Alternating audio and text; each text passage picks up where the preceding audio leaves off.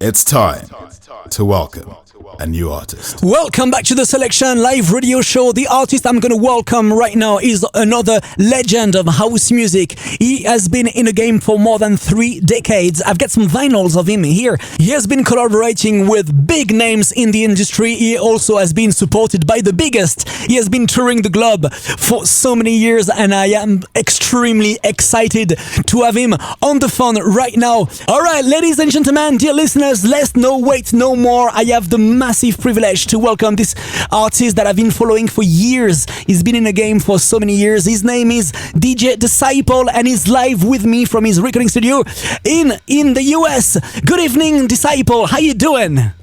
I'm fine, my friend. How are you? Fantastic. Listen, when I get in touch with you and I was like, would you be on the show? And you say yes, I was like shaking. I was like, I've got vinyls from you here in my studio. I've been. How long do they go back? I don't know. I've got. I can tell you. I've got. Yes. The vinyl of Yes, and I've got another one called It's Easy. Right. So from the 2000s, My True Colors album. Exactly. And so if one day you come to London, you have to come in the studio and sign the vinyls. No problem. That's awesome. I just want to say the listeners, we're not only live, over the phone, but also I can see you right now. So, and it's, it works perfectly well. So it's cool, to put a face on the name. I mean, obviously, I know your face. So, listen, as I said in my introduction, you've been in the game for more than 30 years. Your name, everyone knows your name. When I was sharing the info on social networks, everyone was like, wow, that's DJ Disciple, and I wish this interview could last 2 hours because I got so many questions for you. Obviously, I'm going to try to condense. As much as you can. Exactly, yeah. You've got a Wikipedia page, you've got everything. I've got your discography, your career is, your discography, your biography is the open book of a fantastic career. You've been everywhere, you've done everything, and yet you people in the industry said that you're one of the nicest person in the world. Not long ago you were telling me that you were playing drums in a church. You were born to be a musician, literally. Right. So let's say from day zero, what is, let's say, in your opinion, let's say the 2 biggest achievements of your career so far? The one really that really means something to you. This moment when you say, okay, this is a game changer. I would say it's not really one thing in particular. I think the body of work I've had in New York is one thing, because you got to realize that I went from alternating with Larry Levan from the Paradise Garage, yes, at David Mancuso's The Loft at the venue called Choice. So I went from that to doing wild pitch parties, which were a link between the Garage and the New York Club Shelter. So I move on from that, and then I play at Zanzibar after Tony Humphries left. Oh, yes. Right? And so after that, then I come to San Francisco in 1992, and I play for the Wicked Crew. After that, I do Lakota in Bristol, and then I play opposite of Tony Humphries at Ministry of Sound. That's and once I play at Ministry of Sound, I play there twice a year, every year until like 2003 or 2004. What happens there is, like, from playing at Cream in 1994, I was like one of the first DJs to play and Cream in Ibiza. Yeah. When Ibiza started to become a place where it wasn't just known for tourists, but just known for DJs. Okay. So I played with Spanish DJs like Cesar de la Mero and DJ Pipi from Ibiza. And I obviously went to Switzerland to DJ with Mr. Mike and DJ Min. That's awesome. Obviously, they had an influence, and I was able to play with him at French places as well, because he also had a radio show back in the late 90s, and obviously people know him for Put Your Hands Up in the Air, which came out on Catch 22 recordings. Yes, true, yeah. So from then on, I was able to do 150 gigs a year minimum. That's awesome. For a number of years. I played in the UK 50 times a year for 10 years straight. That's awesome. And so there's no one accomplishment. I was, DJing in New York. I started really heavily DJing in New York in the late 90s. And when the first concept of bottle service came, I was the first DJ. Oh, that's true, yeah. One of the first DJs. Me and Roger Sanchez, we were alternating on Friday nights at a bottle service space called Spy Bar. So from then on, I did all of the tiers of bottle service clubs in New York. But I didn't lose my underground feeling. I started a party in 2005 called the Next Level Party. I used to DJ with Joski at the same venue called Sapphire Lounge. All right. But I DJed regularly at this place from 2005 until the pandemic came. Yes. And so right now I'm DJing during the pandemic. I DJ at a small place at a Greek bakery, but I play house music and I'm a music programmer there. So while I'm doing that, I put out 2 albums last year. Obviously, I got nominated for a Grammy. I went #1 on Billboard, and I collaborated with a lot of different people, right? That's amazing. You know that I collaborated with, Todd Edwards, with Smack Productions, with Grant Nelson, with Basement Jaxx, Michaela Marini, Jeremy Sylvester, David Tort. And so, Robbie Rivera, yeah, the Rhythm Masters from Steve Mac. It goes a long, different way, this chapter of just being underground. And now I'm releasing a book. I think that might be my most proudest achievement, is just releasing the book, because obviously the book is telling the story of who DJ Disciple is.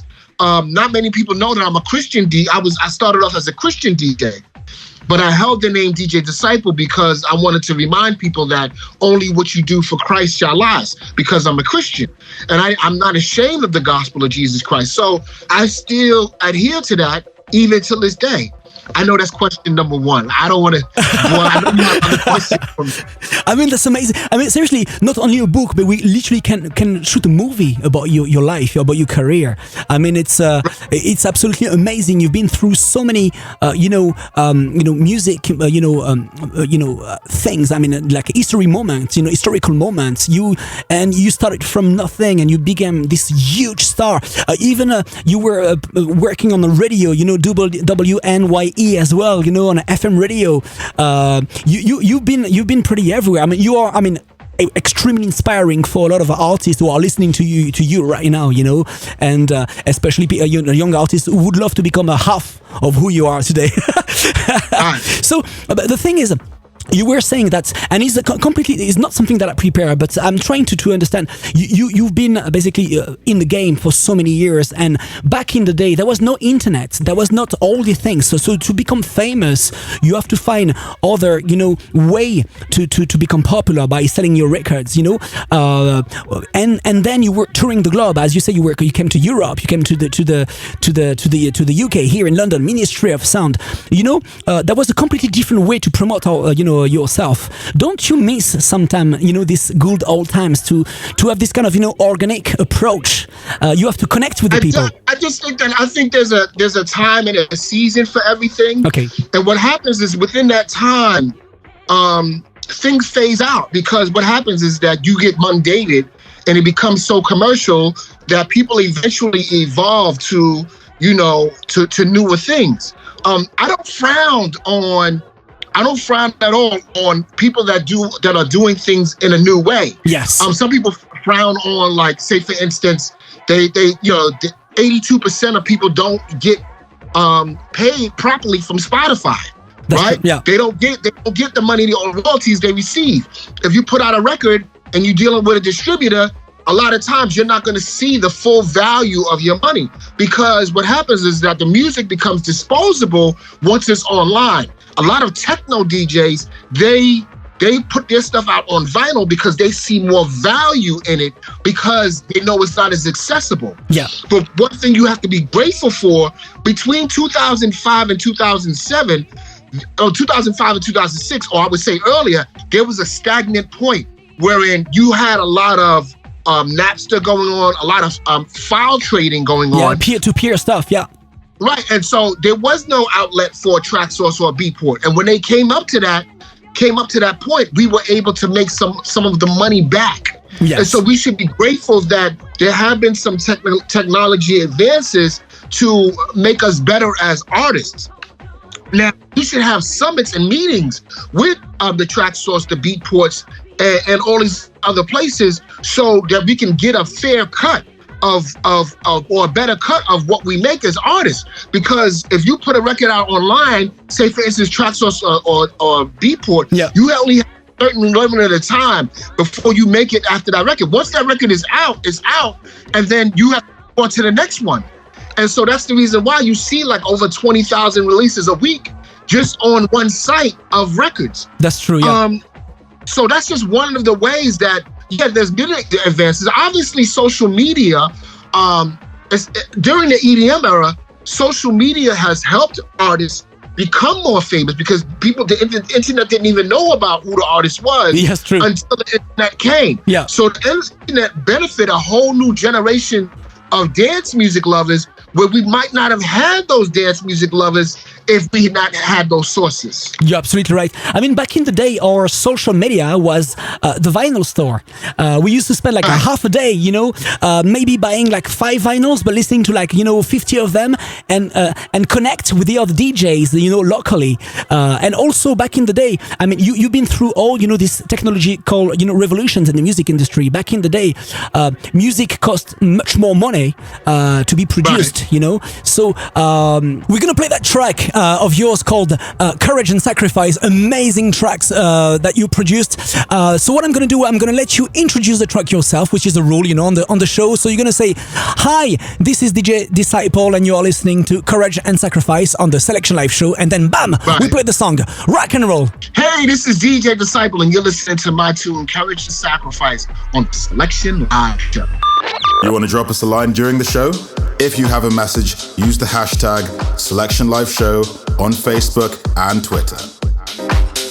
Courage is a state of mind or spirit that enables one to face dangerous incidents. The Bible says He's not given us the spirit of fear, but of love, power, and of sound mind.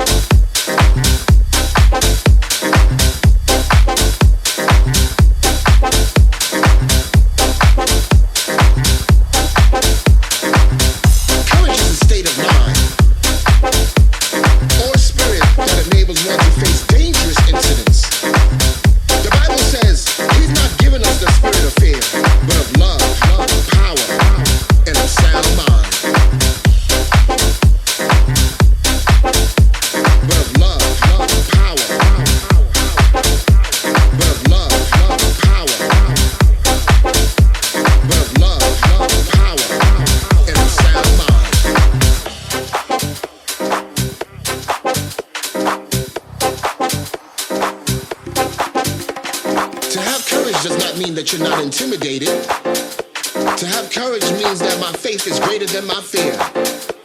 To gain courage, you have to look fear in the face. Whatever it is that's making you afraid, it's not of God. Look at whatever's making you afraid in the face and realize that whatever it is, it's not stronger than the God I serve.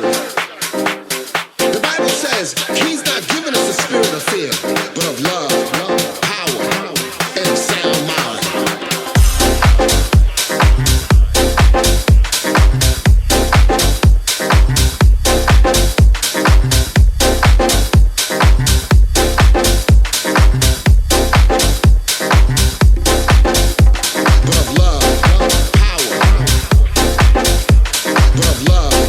Power.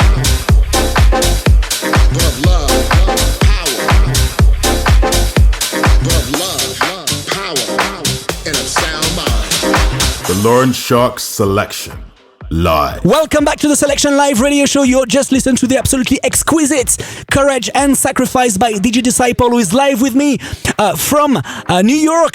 DJ Disciple, I can call you David, which is your name, David. Okay, David, welcome back. No, you can't call me David. No. DJ Disciple. Welcome back, my friend.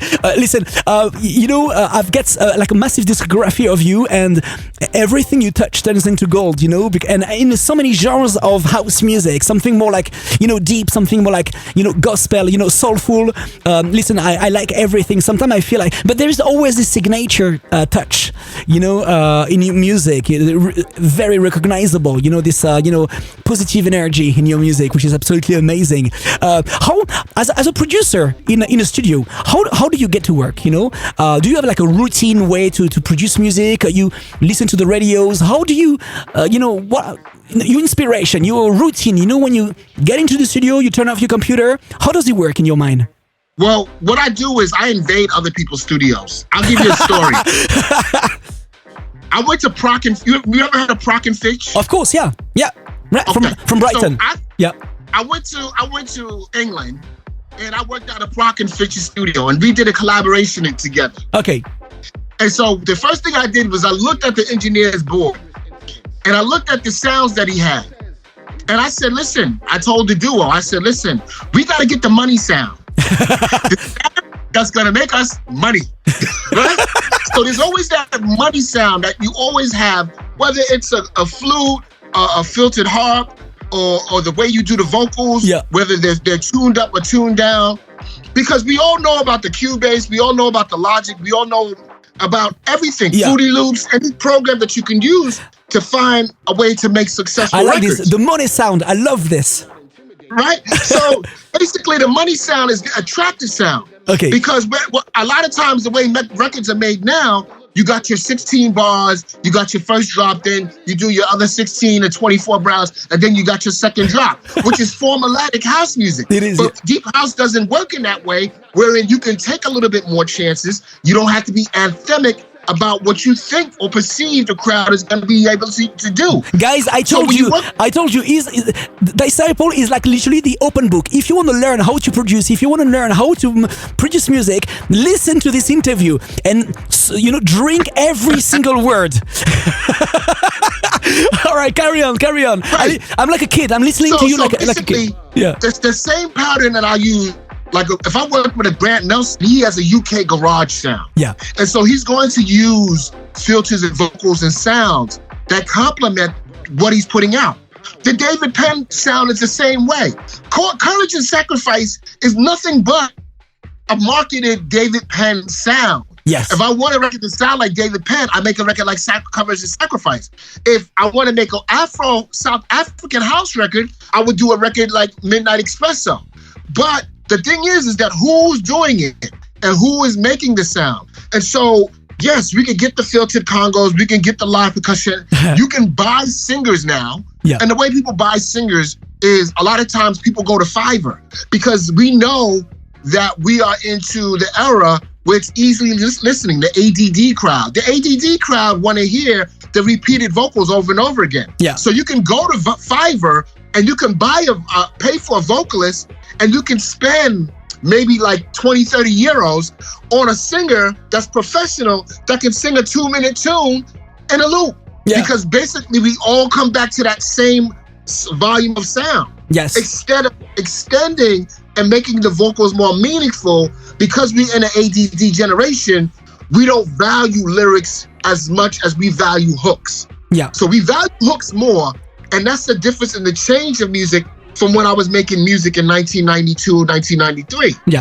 1992 and 1993, I worked with Smack Production, and they worked on the naturalization of the vocalist. They brought out the vocalist more, and so we improvised more. We couldn't just throw the vocals away. Yeah. And we would work a record for 6 months instead of working a record for 2 weeks to 4 weeks. Yeah.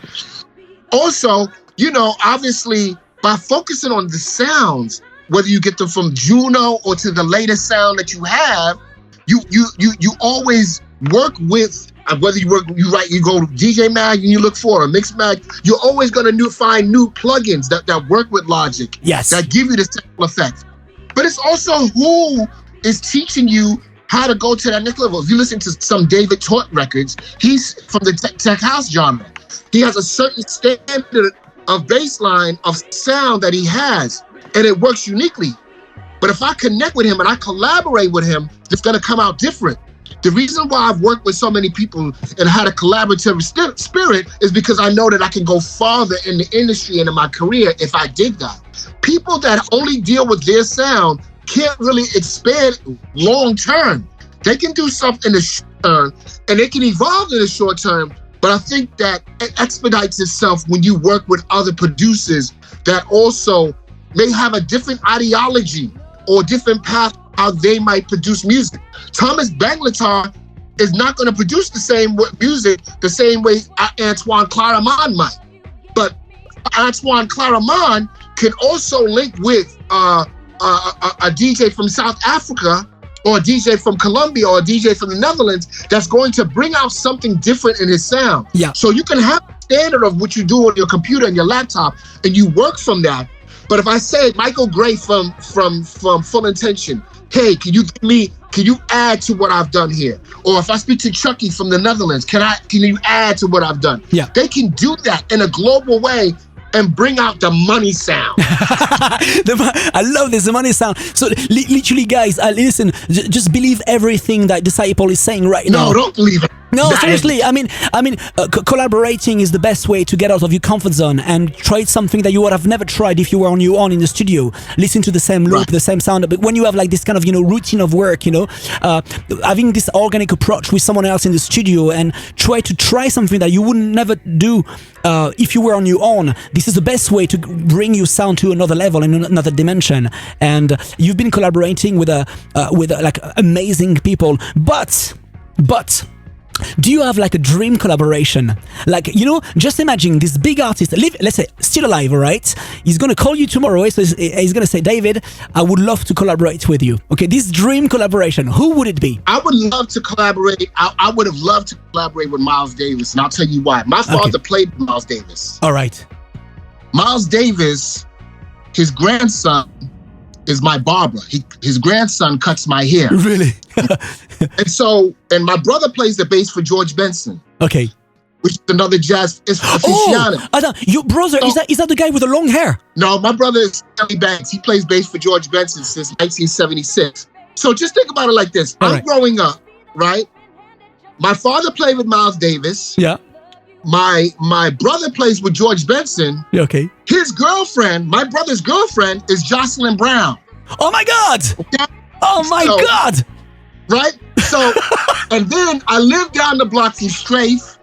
I know Shannon. So there's this whole big culture of artists that I was able to be with growing up. That's amazing. But it's no different from what the artists of today also have grown up and been accustomed and been around. All right. And so I look at those artists of today, and when you look at, whatever DJs that are popular today, they had some sort of influence, and some people get surrounded by talent and utilize it the right way. Because I was a musician and I played the drums, it was easier for me to collaborate earlier with musicians that I wanted to collaborate with. Okay. So Michele Severini is popular now, but when I collaborated with him, he was a studio keyboardist for Joey Negro. Wow.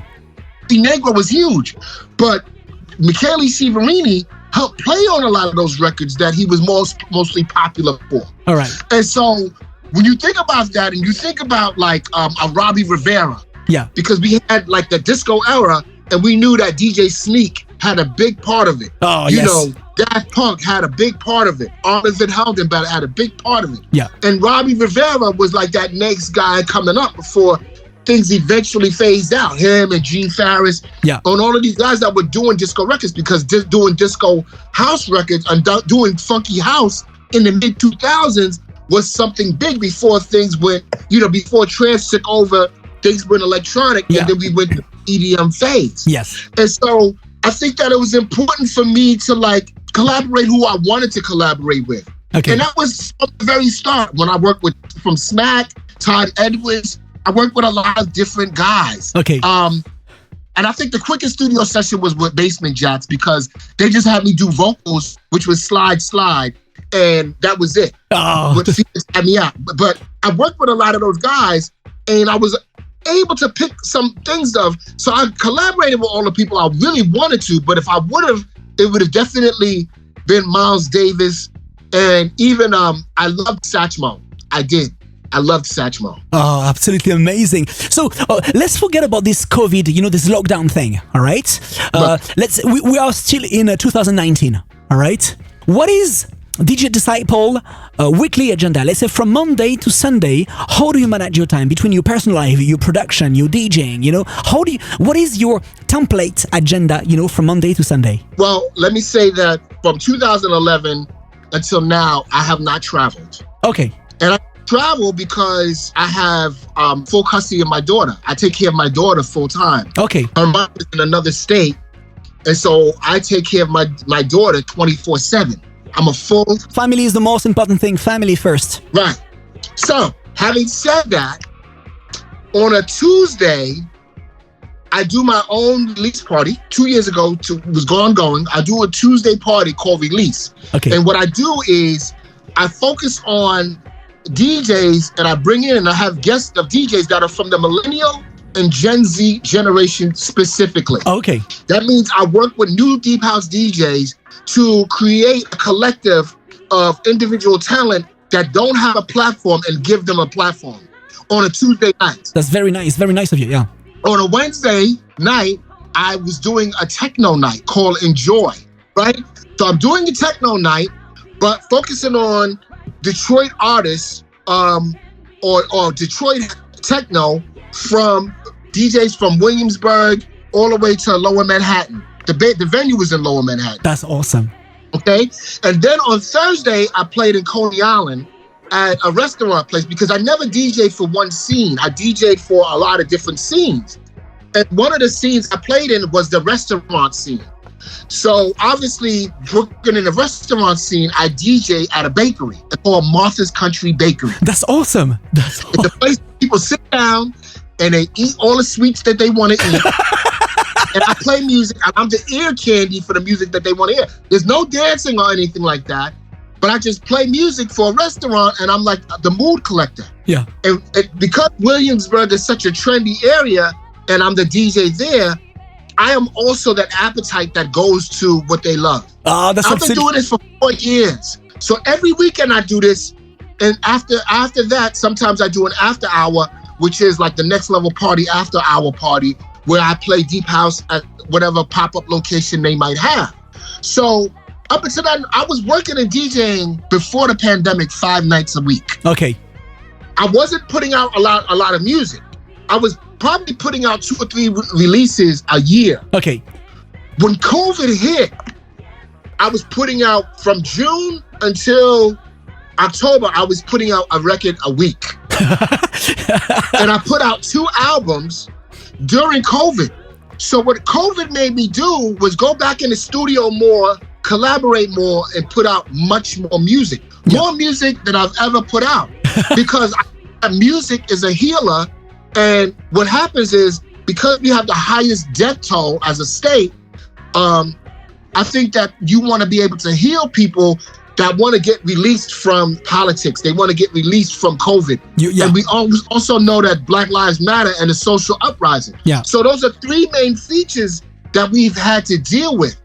And I've dealt with it in my music as well as dealt with it in my release output. It gives me a chance. Now, I could say, I couldn't see you and I didn't want to do any DJ live sets for the whole total of COVID-19. Okay. And I didn't do that because of a reason. You know what that reason was? Tell me. Is because I did not social distance from the refrigerator. I did not social distance. Okay, the only exercise I was doing was lifting up the refrigerator, opening the door, and getting the food. That's the only exercise I was doing.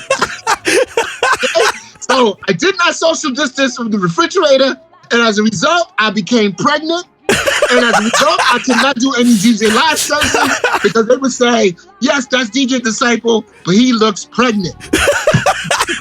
That's amazing.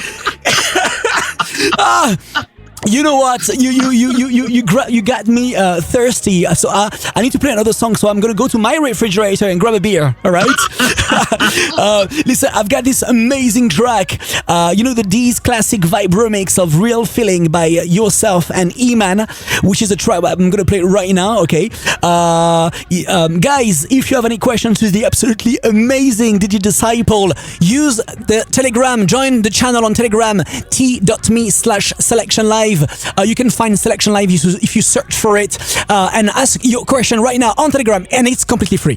This is DJ Disciple and Iman with "Real Feeling," the D's classic vibe remix. This is right now in the Selection Live show. The Laurent Schark Selection Live Show.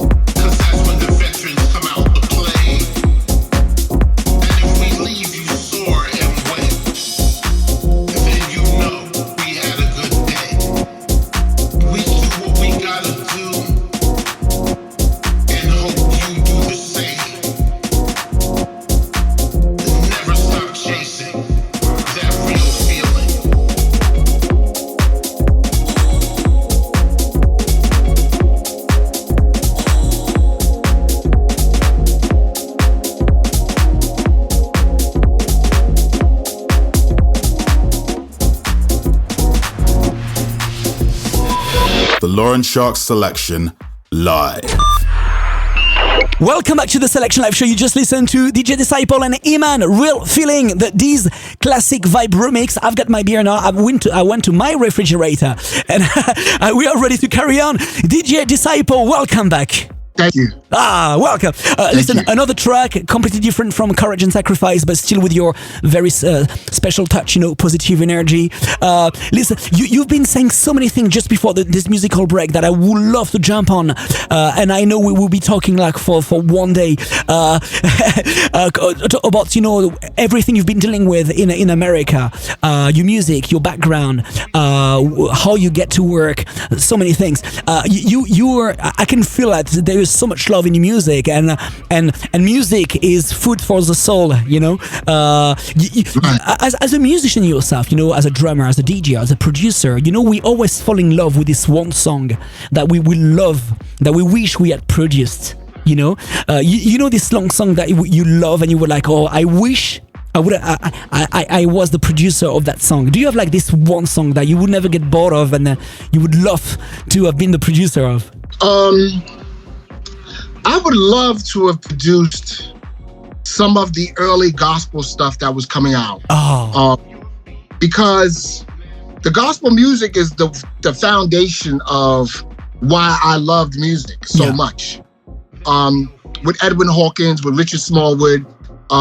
Jasper Street Company, come on, Jasper Street Company. Well, Jasper Street Company, I was okay with them, and I was okay with Susu Bobian. I really liked Susu Bobian. Okay. Because you really felt it. But obviously, the best singer for me that came from gospel house music, obviously was Dawn Tallman. Oh, yes. Okay?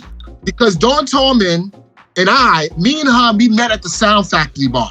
All right. When Louis Vega was playing in the 90s. Yeah. And we would go to Washington, D.C., go to Baltimore to meet up with 95 North. Obviously, when I did the record Work It Out, she was the vocalist on the song. Yeah. But Dawn Tallman songs, any Dawn Tallman songs, for me, is the ultimate inspiration. She is the queen of gospel soul. That's Dawn true. Tallman.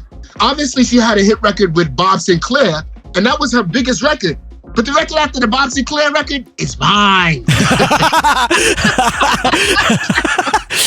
So you've been mentioning, a lot of people who inspires you, like David Miles, all these people like this.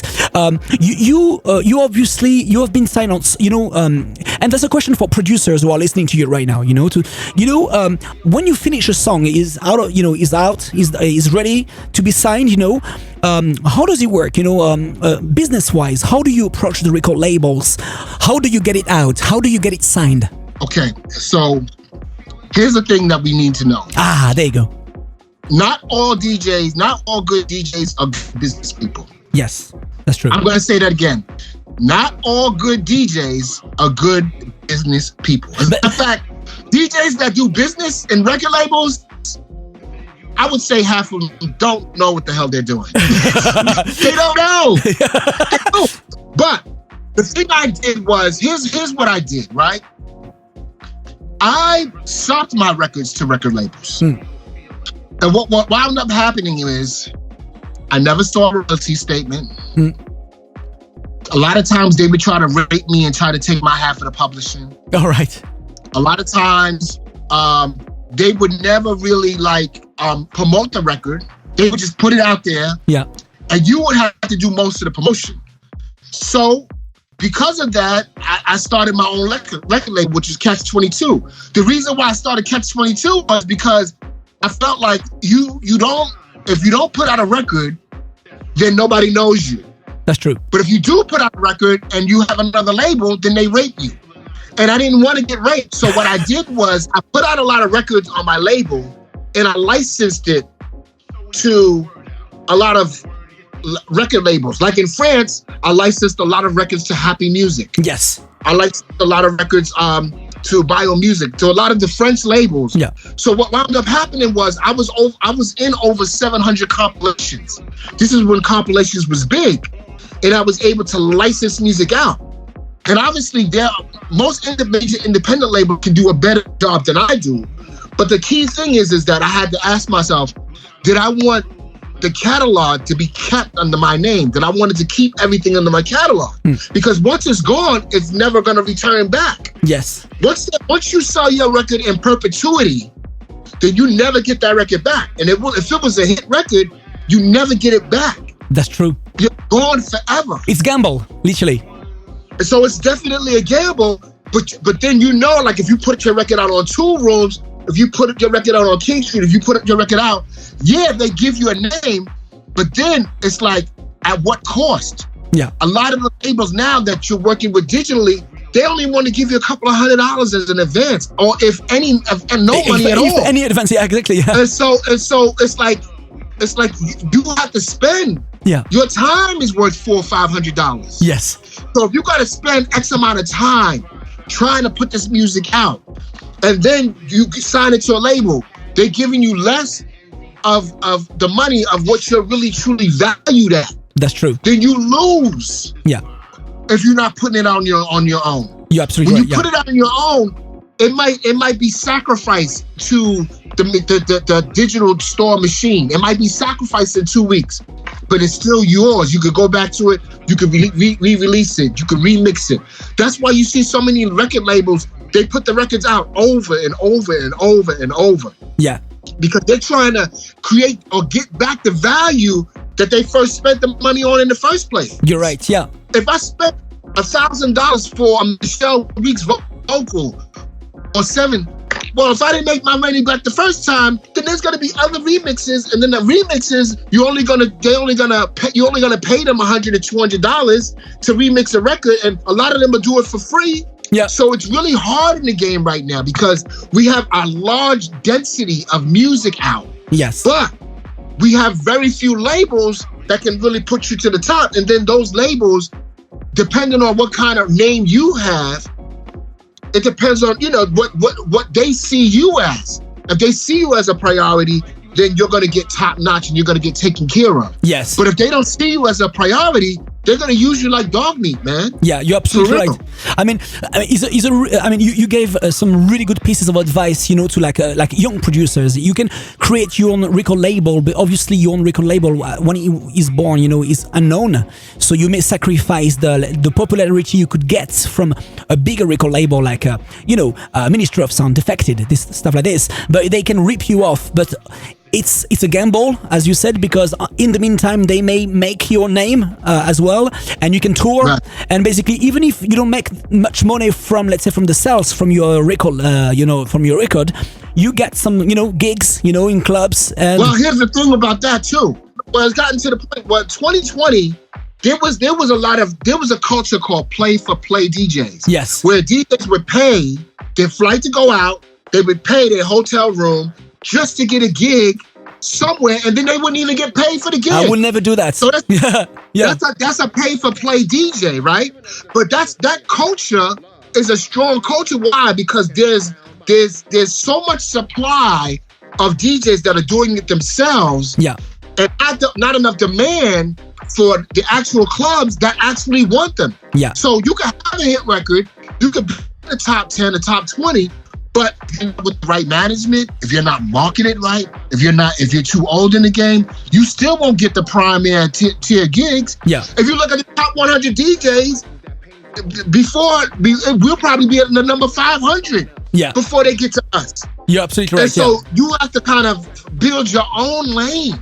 Yeah. Unfortunately, when you're putting out music, when you're making music, it's kind of got to go in a bubble. Yes. If I'm putting out a record, how do people know that my record is on the track source? I got to tag 50 people a day for a week to let people see that I'm putting music out. And then Facebook has its own algorithm where they want you to use their services, or Instagram wants you to use their services. But then when you use their services, they're saying, oh yeah, you only got 100 views in a week. I can get that in a day. Doing it myself. I mean, but the game is rigged. Yeah, I mean, from the start. It's a tough business. I mean, back in the day, you were talking about when you were a journalist. Back in the day, you were receiving maybe 10 demos, and you were actually listening to the demos. It was not this plethora of thousands of tracks released every day, and so you had less selection, but in the same time you spend you give more attention to what you had and spend more time, listening to it and analyzing the music.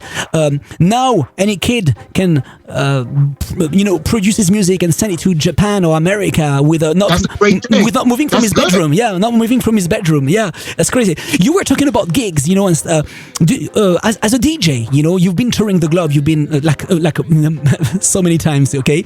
And I'm pretty sure you've got like fantastic memories of your, like fantastic gigs. Okay, do you remember the funniest one or the worst gig? The worst one or the funniest one? This moment of solitude that you will never forget. Yeah, I mean, I DJ'd at one place and it was in San Diego. Ah, I love San Diego. Right? Yeah. And I DJ'd this club. And so the DJ is playing before me. Yeah. But the DJ was also the sound engineer. So when I came in, he had the sound blasting. Boom, boom, boom, boom. Blasting, right? And so they said, yay, DJ Disciple. And so what the engineer did was, you see me playing, I'm playing the music, and the sound goes down. And it goes low. That's not cool. That's not cool. Right? But so you have those kind of DJs, and then you got obviously the DJ that he knows you're gonna play. Yeah. Right? He plays all the hit records before you get on, plus the records that you did.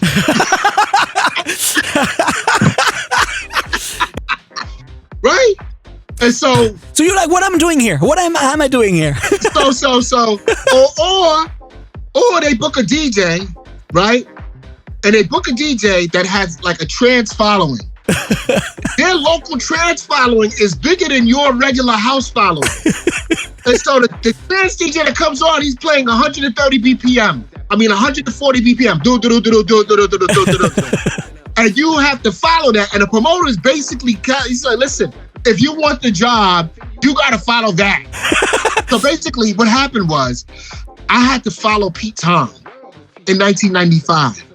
I was playing at Love to Be in Sheffield. I had to follow him. Yeah. And he said, the guy, the promoter's like, well, we regularly play house. Pete Tong was playing harder and faster. So when I came back on and I played regular house, the people that loved the house loved it. But the big trance crowd that came for that, they left. Right? He wasn't, he was really playing, I wouldn't say trance, but like really, really hard. Okay. And sometimes you can play too hard for the room. But at the time, he was big, you know what I'm saying? So he playing really, really hard. And I had to follow that. It wasn't an easy task, you know what I'm saying? Yeah. But then you got like, then you have the DJ that when you play, right, you think you're playing a good set, everything's good. And so one day I played at this place and I didn't know he was billed. And Eric Murillo was billed. And so I'm playing and I got the crowd rocking. And Eric Murillo comes and he comes with his isolator. Okay. He comes with his air. Yeah, nice. And at that time, the isolator wasn't around. There was nobody that had the isolator. It was just faders. Yeah. The isolator fader. Yeah. Nobody had it. He made my DJ set look like a memory. That venue never booked me again. They never booked me again. Because what he was playing, it wasn't so much what he was playing, but the DJ tricks. And it inspired me to want to learn that style of DJing. Yeah. You know, for all the people's faults, it was like, wow, you know, that DJ can really, and so similar DJs started doing DJ quick tricks like Roger Sanchez and so forth, Carl Cox and so forth. YouTube really helped us understand how DJ tricks were made. Yes. And it helped us like on a fly how to help better do mixes. Yes. And once I social distance from the refrigerator, I'm sure I will get back on that. That's amazing. That's awesome. Again, you're an amazing producer with a lot of soul. You are a fantastic DJ, a drummer. Do you have any secret skill? I think that the fact that I was a teacher before I was a DJ. Oh, nice. Okay. And so for me, I live in the hood. Okay. I still live in the hood. Yeah. And there's a lot of young people that are, back in the days, we were afraid that kids were addicted to drugs. Yeah. That they were addicted to guns. Yeah.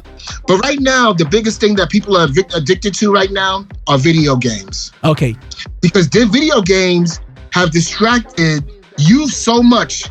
If you look at the little girl that's 9 or 10 years old, and she has her phone, if you take that phone away from her, oh, she cried. You're in the fight of your life. Yeah, exactly. That's right. That's true. So there is a culture of video game addiction. Yeah. That mobile. Generally speaking, we mobile. have social media addiction. Yeah. Yeah. Obviously, people not wanting to leave their house. The COVID-19. Yeah, people are pleased to leave in their house. This generation wasn't going to be that outgoing as much because of the law to just stay in, and the PlayStation 5, Xbox. Yeah. It's real out here. You're absolutely right. You know, in the background, I can hear the siren from the police car. You know, I feel like I'm in a movie right now. But it's not the same kind of crime that we used to commit. Okay. It's not like back in the days where murder's up and people want to take something from you. Yeah. No, because now there's so many ways to scam the system that, the police really don't have no control over how the underground is working right now, especially because we have COVID-19, because we have social unrest.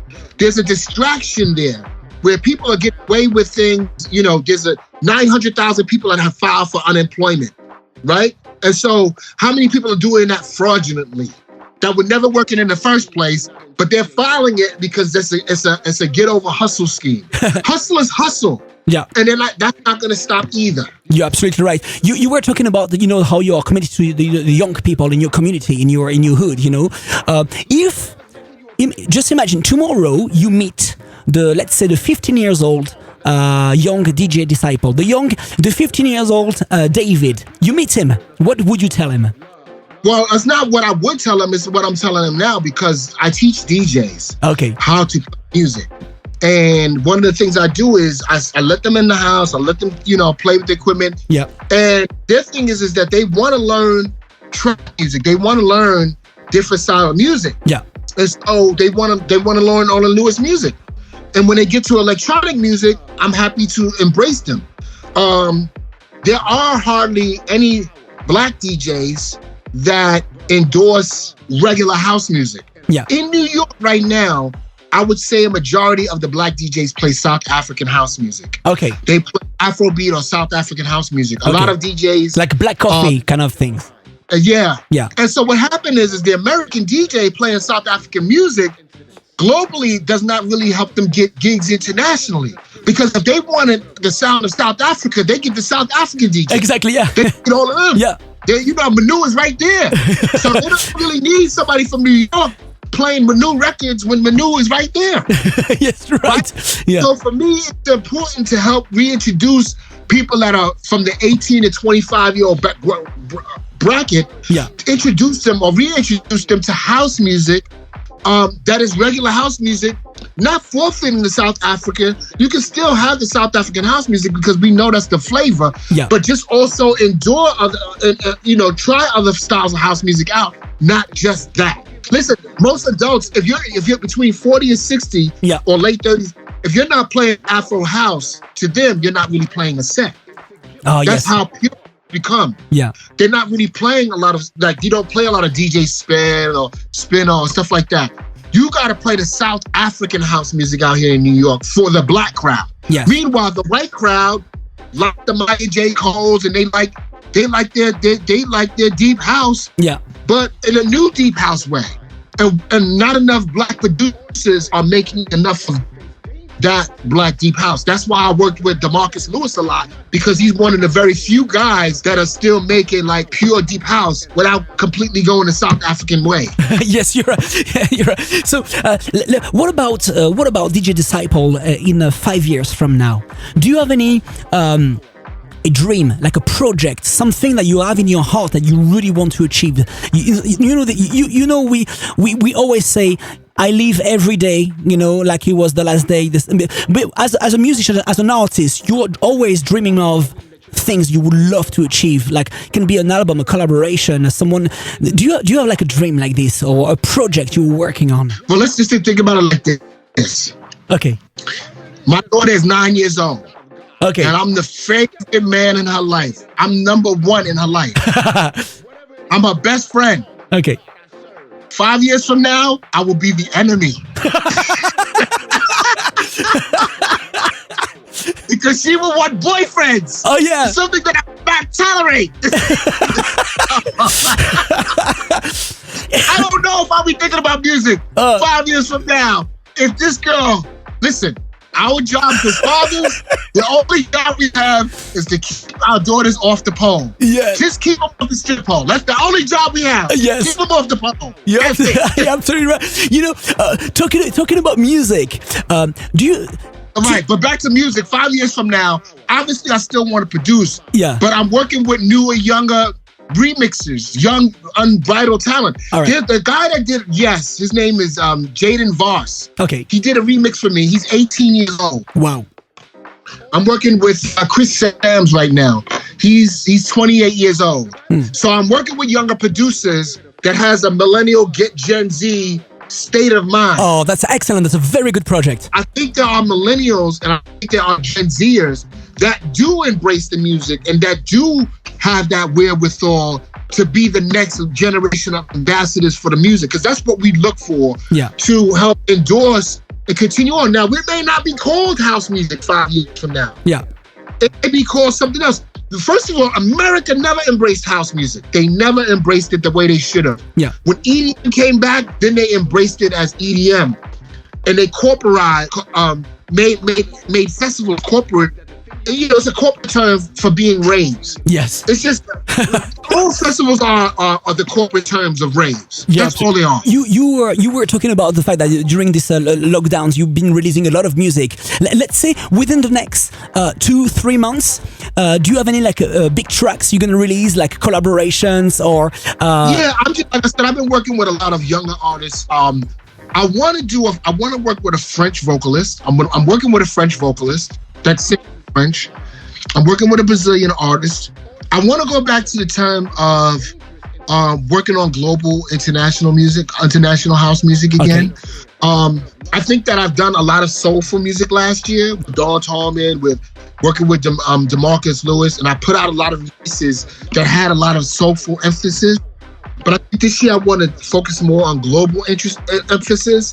And I think that, and I also want to engage and involve with younger producers and remixers that also carry that music on, because we can't just stay with just one style of music the whole time. I even listen to your music, and your music is like more on the electronic funky side. Yes.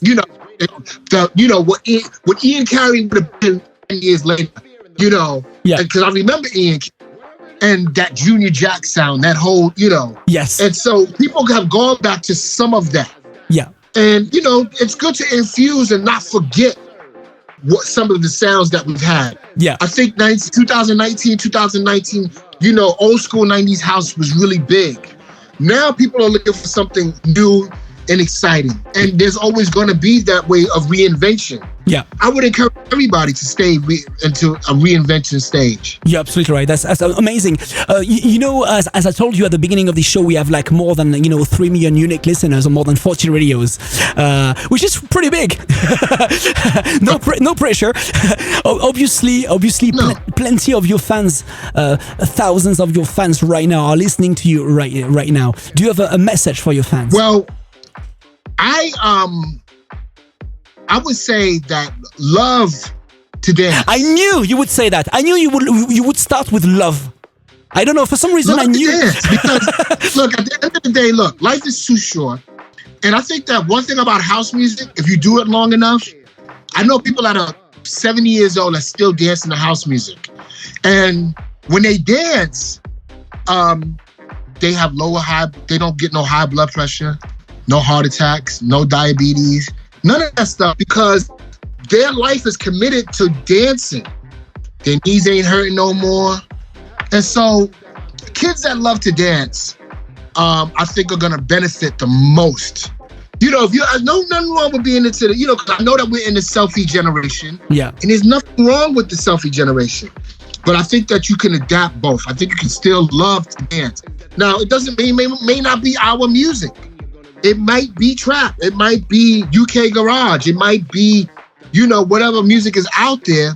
I would just say still love to dance. Oh, that's absolutely amazing. That's amazing. I mean, there's the secret. Like in Dijon, I forgot to name check Dijon because Dijon is in France. So I gotta give a big shout out to the people at Club Dijon because I love that club. And a lot of the best DJs play there. Oh, you're absolutely right. Yeah, June. When you talk, is like the secret. The law of attraction. If you think positive, you attract positive. In everything you say, there is always a message of love, a message of hope. And you are certainly one of the most inspiring artists I've ever welcomed on the show. And I feel very privileged and very honored to have you on the show. You are super easy to find on social networks. If I just type DJ Disciple on Google, I'm gonna find everything about you. You even have like a Wikipedia page that I share with the listeners. Your label, once again, guys, Catch 22 Records.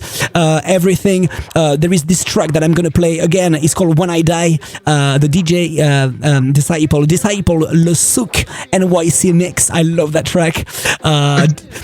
It was very hard for me to choose because I'm coming from the funk and the disco as well. I'm a huge fan of what you do. I'm also a massive fan of what you used to do even like 20 years ago. I seriously have the vinyls with your name on it, here. So I'm like a kid. I mean, not many people make records about when they die.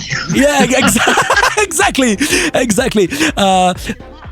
You're absolutely right. Listen, David, it's been again a massive privilege to have you on the show. You're gonna stay with me for another 2-3 minutes. We're gonna check the message from the listeners. Once again, guys, if you want to communicate with the DJ Disciple, if you have any questions, if you want to say just hi or we love you, on Telegram, we're gonna try to forget about Twitter because it's just not working.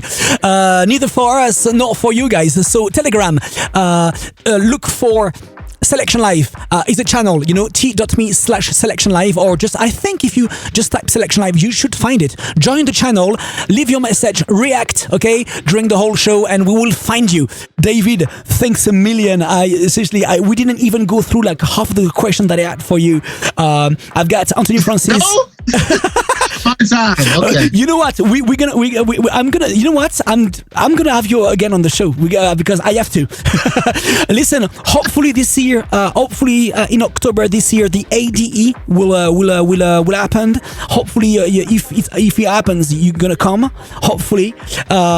And I will definitely meet you there, or in London. If you're passing by in London, that would be amazing. And also, I'm gonna do a track for you. I'm gonna do a remix, whatever. I need to have my name next to yours, just for my own Wikipedia page. DJ Disciple has been again. I got plenty of vocals that you could work with now. I got plenty of vocals. Please do.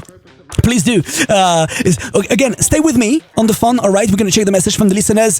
Guys, once again, if you want to communicate with DJ Disciple, do it now. We're going to finish with this absolutely amazing track by DJ Disciples, yourself, David, called When I Die.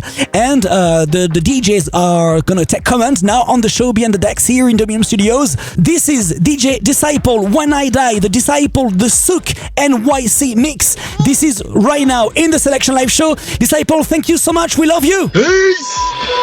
Welcome to the Laurent Schark Selection live radio show.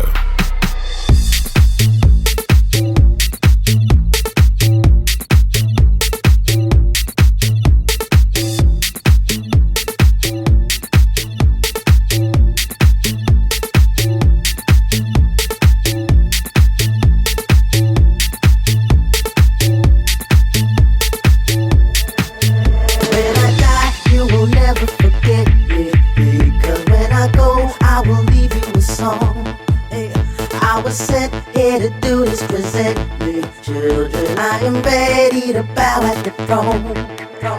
When I die, when I die, when I die, when I die, when I die.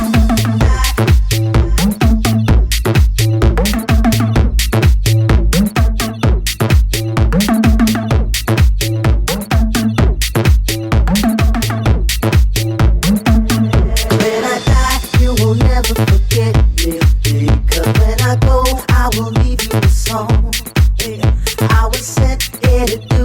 present me. Children, I am ready to bow at the throne. Ready or not, I have heard the words from the beyond when I was higher. Now I know that I must write these songs to right the wrong and put the storm in motion when I die.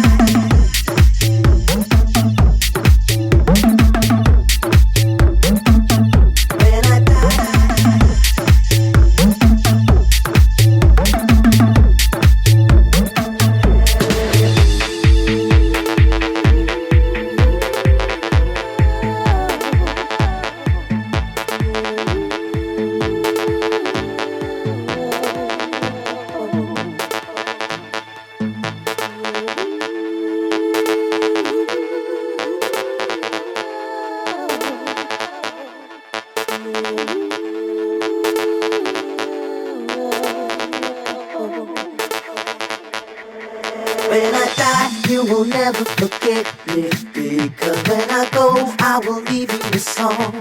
I was sent here to do is present me. Children, I am ready to bow at the throne. When I die, when I die, when I die.